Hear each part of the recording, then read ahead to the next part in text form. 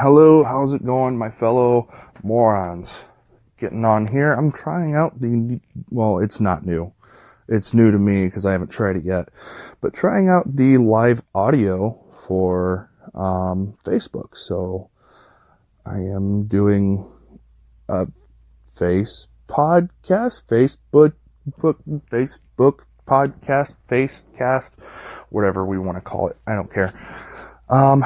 And I'm going to use this as an opportunity to share some of my thoughts on, some of my expanded thoughts on, the critiques that I hear a lot about the new Star Wars, movie, Star Wars, The Last Jedi. And yeah, I personally, there are a lot of really upset Star Wars fans. A lot. And I think for good reason. I don't blame them for being upset with some of the decisions that Disney has made. But I do really think that this movie did a really good job with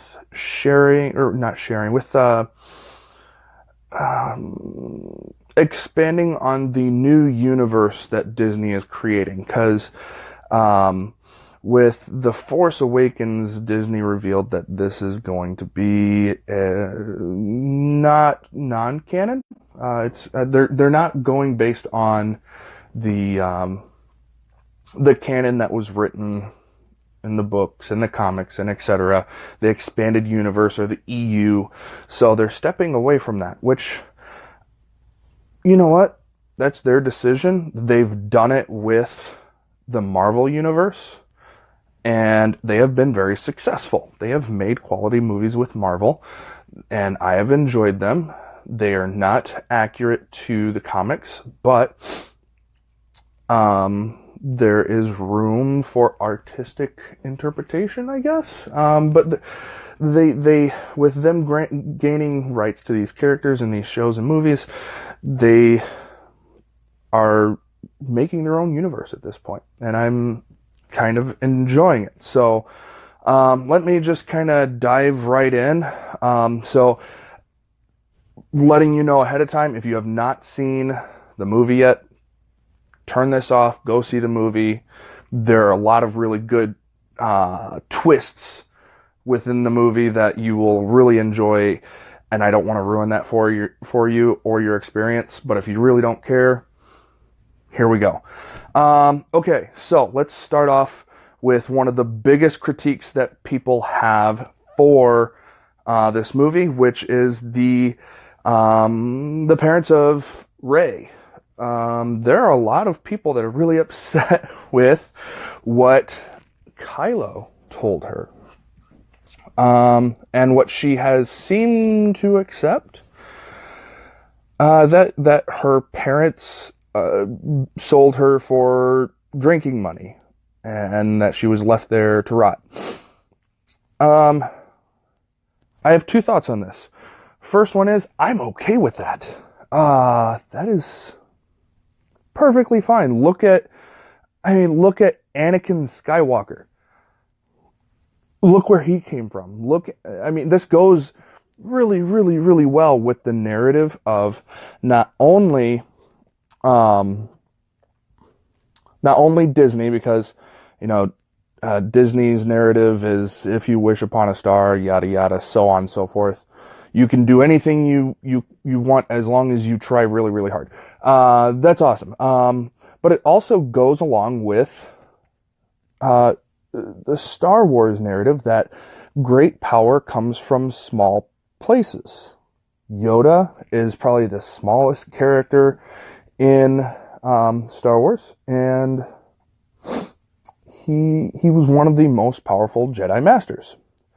Anakin, who was supposed to be the chosen one, which he ended up being the chosen one more than once. He balanced out the Force, because now people misinterpret the what's it called? Prophecy People say, well, he's there to bring balance to the Force. Well, yes, he is there to bring balance to the Force, not to make the Force entirely good, but to bring balance to the Force, whether that be for the light or the dark side. And he did it for both sides. He brought balance to the dark side and to the light. Keep that in mind, because his son did a similar thing. He also brought balance. And another really cool thing that I liked is that he kind of became a gray Jedi almost. Now, obviously, he cut himself off from the Force eventually, but he kind of became a gray Jedi because he was a light. He was on the light side. He was a Jedi, and he kind of used a little bit of the dark side's power to move forward with the ultimate good. So Anakin was almost the definition of balance. Or not Anakin, I'm sorry. Luke was almost the definition of balance because he used both the light and the dark side powers for the general good, what is the best outcome. So I'm okay with Rey coming from nothing. It's brilliant. It proves that you don't have to be in the Skywalker lineage to be something great. I like that. However, another theory that's come out.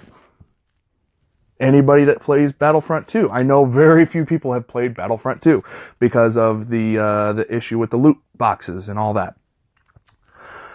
Well, if you play through the campaign, there are a lot of hints within the campaign that point to Del and Iden being Rey's parents. Shocker. No, not really. I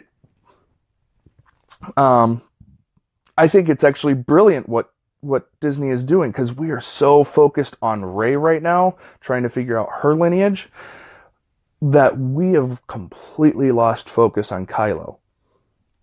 What if Kylo, because I don't think Kylo is exactly Leia and Han's birth child. I believe maybe he is actually an adopted child by them, and he is actually the son of someone else.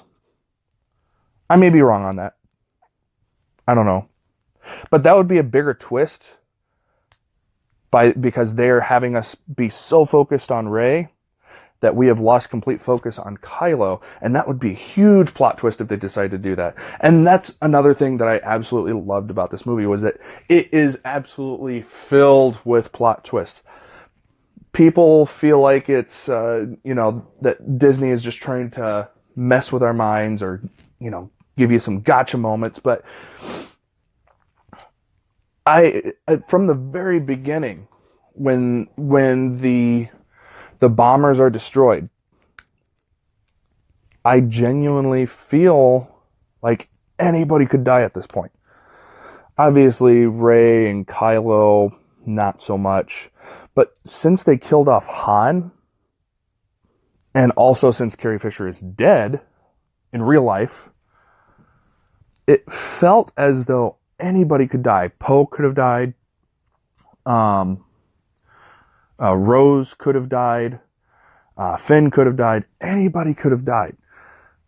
And I liked that, because one thing I've kind of gotten bored of is these characters being invincible and never dying, or dying and then being brought back to life, which we'll touch on here in a minute with Snoke.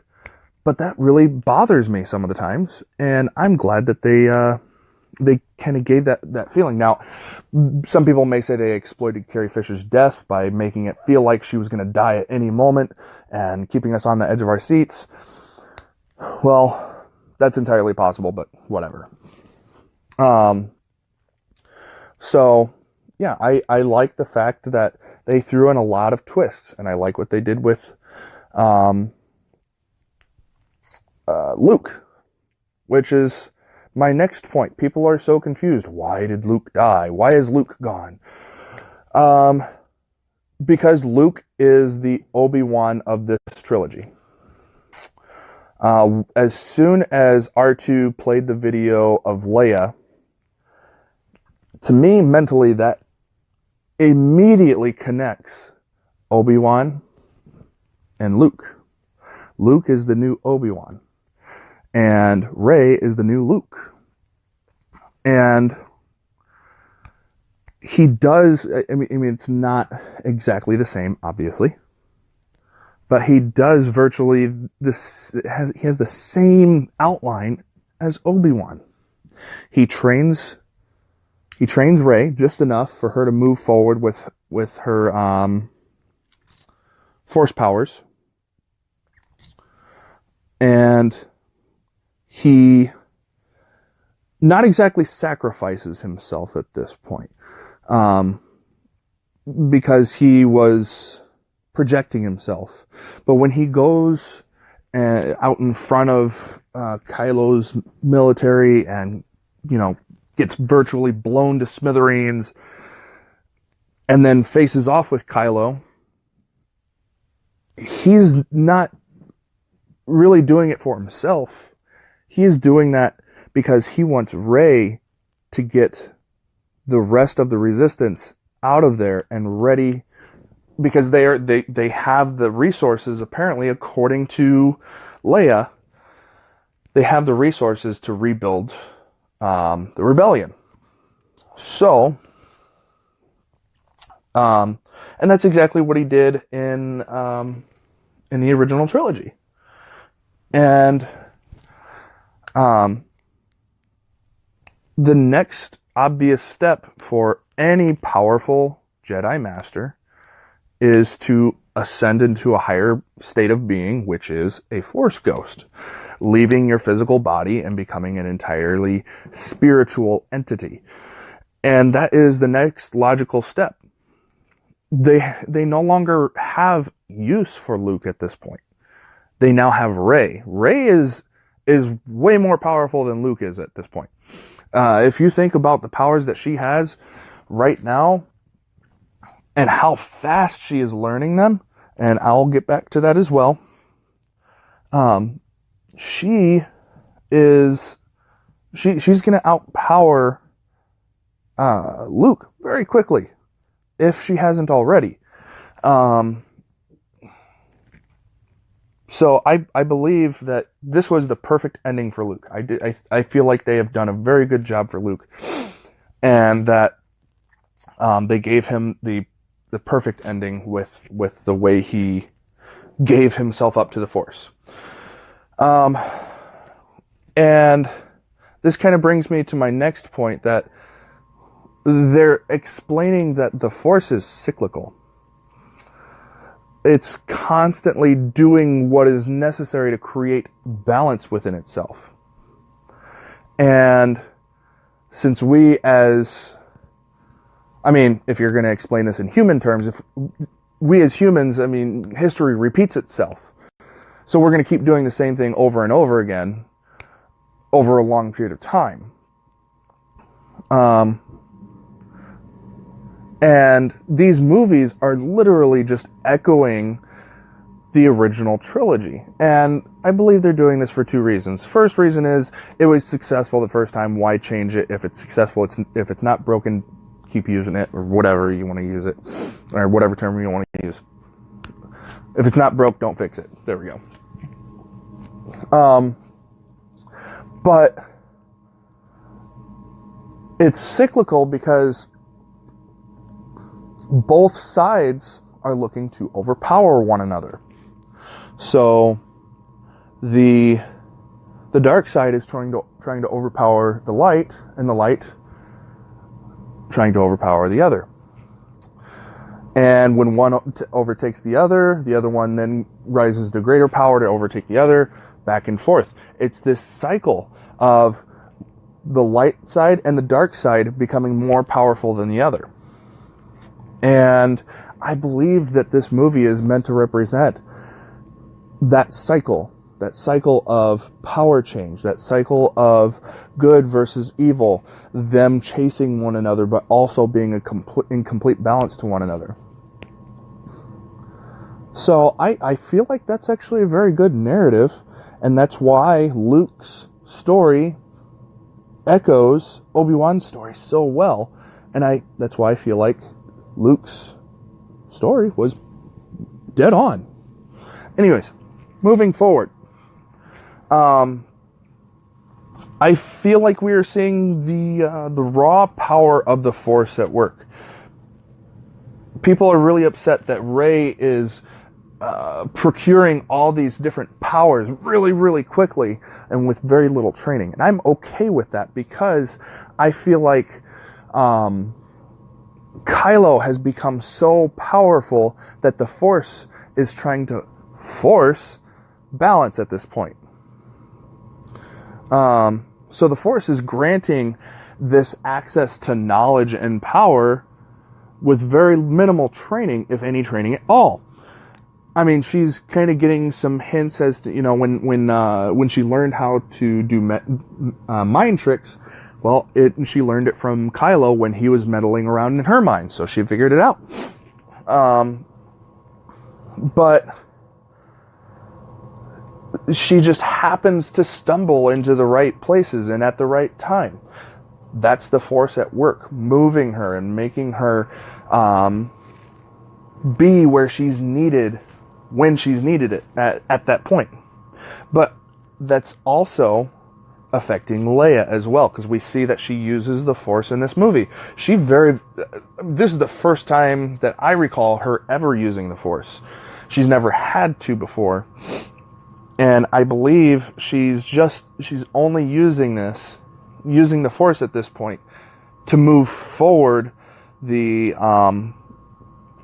rebellion.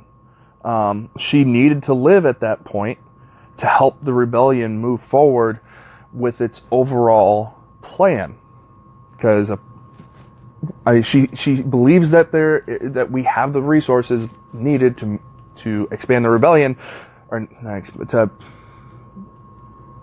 grow the rebellion. So she's the one that is needed still, apparently. We don't know what for yet, but I believe she is still needed. Now, what they're going to do without Carrie Fisher, I don't know, but that's up to Disney to figure out. And she also needed to speak to Luke, because she speaks to Luke through the Force to push him forward with the Force. Because at that point, I'm trying to recall, he was so on the fence about things that she was just the nudge that he needed to move forward with the story. So she was kind of used as a way of pushing the plot forward a little bit, in my opinion. But she was used very selectively, and I'm okay with that, because I believe the Force is working as a whole to move forward the balance between good and evil.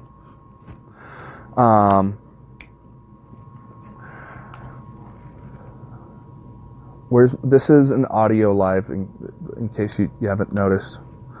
Hi. Anyways, so, okay. Another necessary kind of another necessary plot point that people are really upset about is Snoke. I'm okay with him being dead. That's okay with me. I'm not too upset about that. They did kind of build him up in Force Awakens to be something bigger than just a character that moves the plot forward, but I think people have asked me several times if I think he's dead. Yes, he is dead. I believe Snoke is permanently dead. Why? Because people are sick of characters coming back to life that have no reason to come back to life. It's really annoying to see characters come back that have been dead. just to make something cool happen. So I think he served his purpose with Kylo and bringing Kylo to the dark side. And I believe Kylo is actually he is fully on the dark side at this point.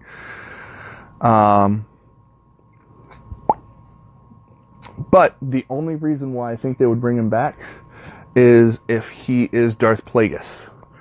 That is the only reason, or at least the Disney universe equivalent of Darth Plagueis. That is the only reason why they would have to bring him back, because according to canon, and this is movie canon, so that Disney can use this, probably will, Darth Plagueis has conquered death. So maybe he's Darth Plagueis for all we know. I don't know. But that is the only reason why they would have to bring Snoke back. Is his identity kind of a letdown at this point? Yeah, a little bit, but he served his purpose in moving Kylo's character forward, and that's all we really needed, because the Star Wars saga is about the Skywalkers, not about Snoke, not about Rey, not about Finn, not about Rose, not about Poe, the Skywalkers. And Kylo is a Skywalker at this point. That is confirmed. So this is moving forward with that story. Moving forward, Yoda, also another thing that people are upset about. People are excited that Yoda is back. Well, he's not back, but that he came back for this movie, and awesome job at using the original puppet. That is confirmed. They did use the original puppet.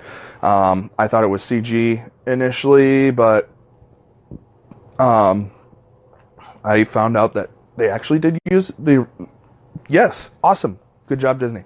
And people are really upset about him using Force lightning as a Force ghost. It does bother me a little bit, but honestly, if Disney did a good job of explaining why he was able to do that, I would accept it. For example, perhaps Force ghosts are like the Watcher in Marvel, where they just observe and very, very rarely interfere, if at all. And at this point, there was no real there was nothing huge that would happen with burning down of the Jedi Temple, because the texts were already saved by Rey. In case you didn't notice that at the very end, it was a little quick shot, but you could see that Rey saved the Jedi texts. So there was no real consequence to him lighting the temple on fire, but it also pushed Luke to accept that perhaps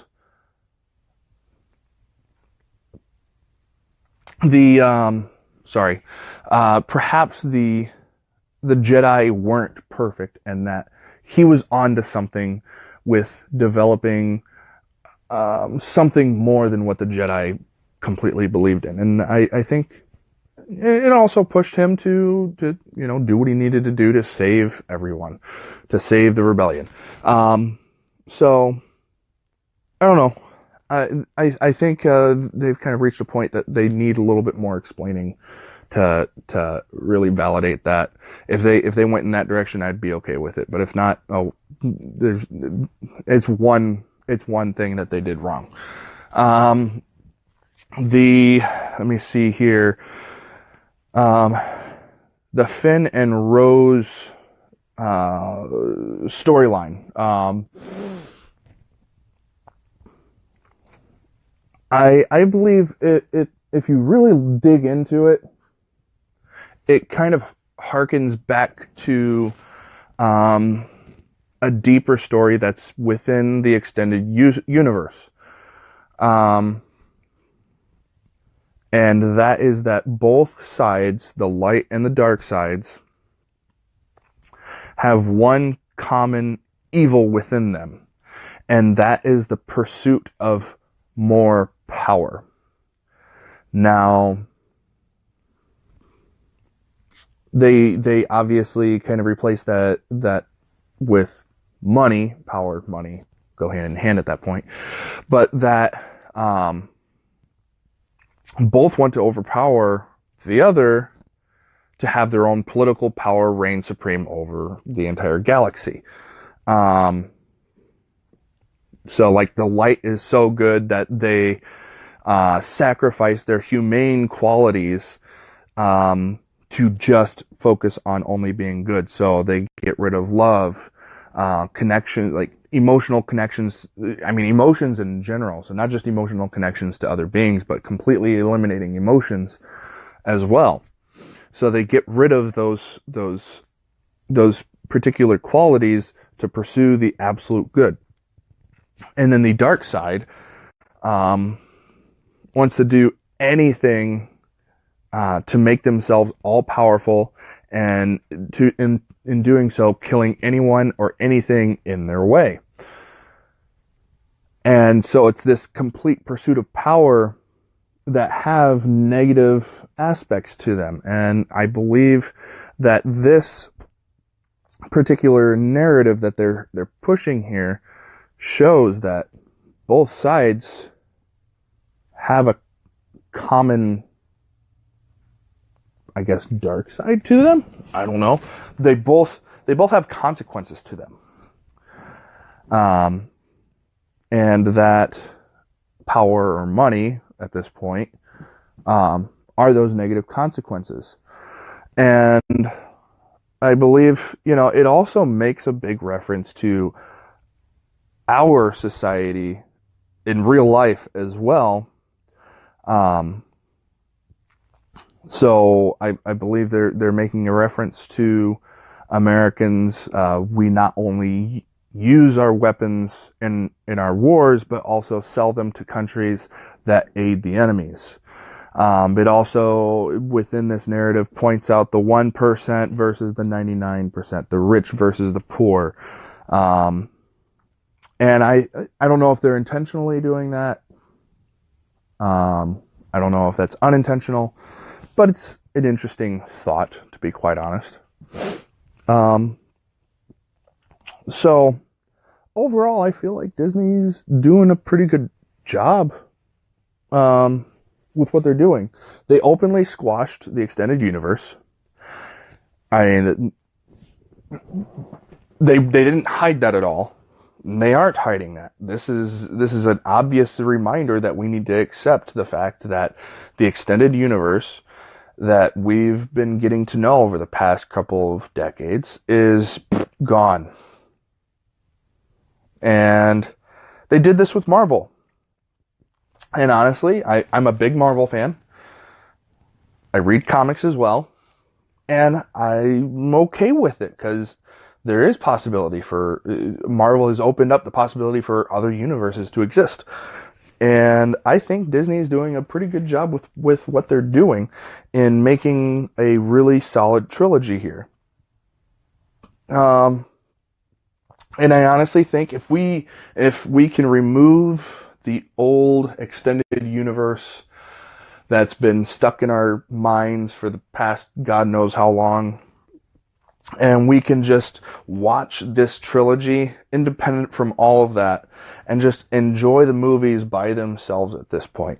Because they're probably not going to reveal a lot of the stuff that they're leading us on with for a while, maybe. I don't know. But if we can just enjoy the movies as they are, I believe Disney could is in the process of making a really, really solid trilogy.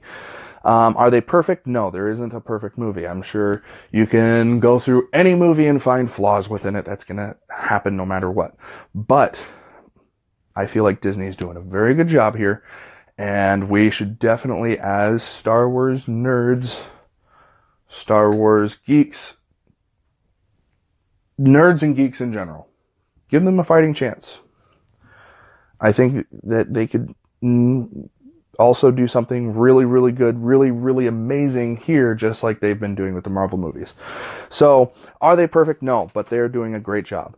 So, I'm going to get off of here, and I will chat with you guys later. If you have any questions, comments, you can DM me, leave some comments on here. What are your thoughts? Do you think I'm completely wrong on, some of my thoughts and theories here? Do you feel like they're accurate? Let me know what you think in the comments, and I will talk to you guys later. Bye.